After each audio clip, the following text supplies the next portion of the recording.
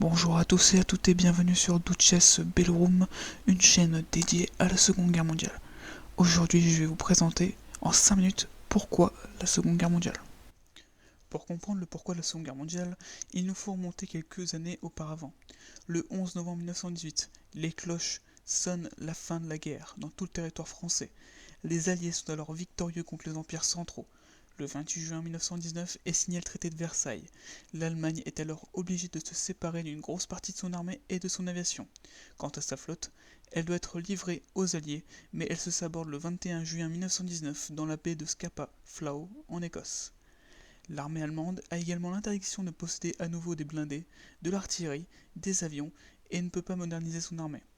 Le territoire allemand est remanié, ils perdent l'Alsace et la Lorraine, la ville de Danzig qui sépare la Prusse orientale au reste du pays devient une ville dite libre, mais qui sert aux Polonais pour son accès à la mer. Les cantons d'Eupen et Malmedy sont restitués aux Belges, et les villes d'Ambera, de Sonnenborg et de Tonder sont restituées aux Danois. Considéré comme principal responsable de la guerre, l'Allemagne et ses alliés se voient alors obligés de payer les réparations du conflit. Le montant est estimé à 132 milliards de marks de l'époque. Suite à ce traité, l'Allemagne et son peuple se sentent humiliés. À partir de ce moment, de nouvelles idées poétiques et de nouvelles pensées vont apparaître dans l'esprit de la population allemande. Le crash boursier de 1929 n'aidera pas les Allemands dans sa situation, mais aidera le parti national-socialiste à prendre le pouvoir. Alors, en plein conflit mondial, la Russie subit en 1917 deux révolutions. La révolution de février qui durera du 23 février au 3 mars 1917 et la révolution d'octobre du 25 au 26 octobre 1917, menée par les soviets qui seront à l'origine de l'Union des républiques socialistes soviétiques. Une série d'événements entre l'année 1917 et l'année 1921 feront que la Russie sera alors un État totalitaire communiste à partir de 1922. Dès le début des années 1920, le fascisme se développe dans plusieurs pays d'Europe, en commençant par l'Italie, son berceau, avec Benito Mussolini, arrivé au pouvoir en 1922. Au même moment, en Allemagne, Adolf Hitler, alors tout juste démobilisé, devient orateur d'un petit parti politique. Il s'y investit beaucoup, en dessinant le drapeau du parti, en créant des affiches, et intéresse beaucoup de nouveaux adhérents. En 1921, il devient dirigeant du parti. Il rachète un journal pour son parti, ce qui lui permet de faire de la propagande via la presse. Il crée aussi une milice poétique, les Sturmabteilung, ou section d'assaut en français, connue pour leur brutalité face aux ennemis du parti ou lors de manifestations politiques. Adolf Hitler tente une première fois de prendre le pouvoir en organisant un putsch, ou un coup d'État, mais il échoue et sera alors envoyé en prison. Et grâce, encore une fois, à ses talents d'orateur et ses idées appréciées de nombreux Allemands, il réduit sa peine.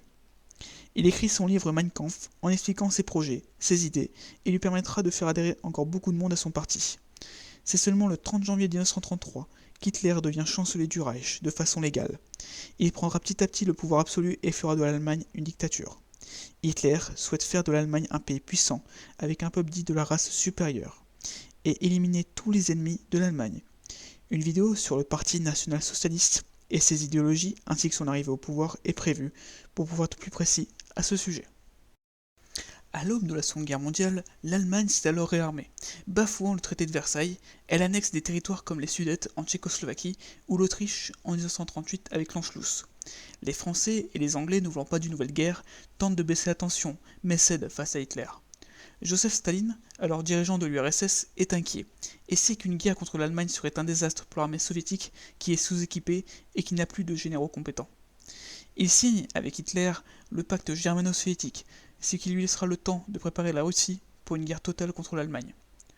2 ans auparavant, la guerre civile espagnole opposant républicains et les fascistes du général Franco entre 1936 et 1939 permet aux Allemands de tester leur doctrine militaire.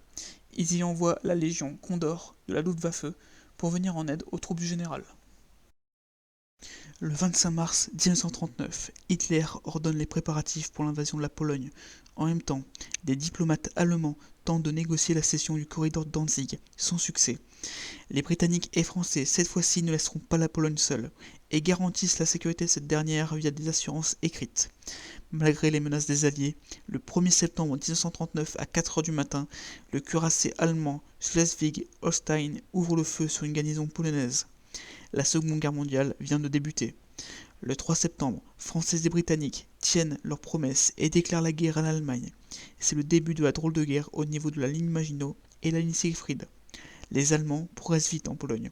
Le 27 septembre, Varsovie tombe aux mains des Allemands, et le 6 octobre, les dernières troupes polonaises se rendent. La Pologne tombera en 1 mois et 5 jours.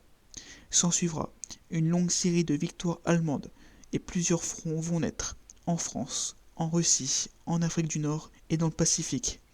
Ceci pendant 6 longues années. On peut en conclure que la principale cause de la Seconde Guerre mondiale est due principalement au traité de Versailles, qui humilia l'Allemagne. Grâce à Hitler, les Allemands eurent un élan de patriotisme et pour certains fanatiques. On peut également noter les nouvelles doctrines politiques, telles que le communisme et le fascisme, qui provoqua de grandes rivalités entre certaines nations. L'expansionnisme des puissances de l'Axe, que la France et le reste de la communauté internationale n'ont pas réussi à faire stopper, a sa responsabilité dans le déclenchement du second conflit mondial. J'espère que la vidéo vous aura plu, n'hésitez pas à mettre un pouce bleu et un commentaire, tu peux t'abonner si ça t'a plu pour retrouver les prochaines vidéos. On se retrouve bientôt pour une nouvelle vidéo. Allez, salut!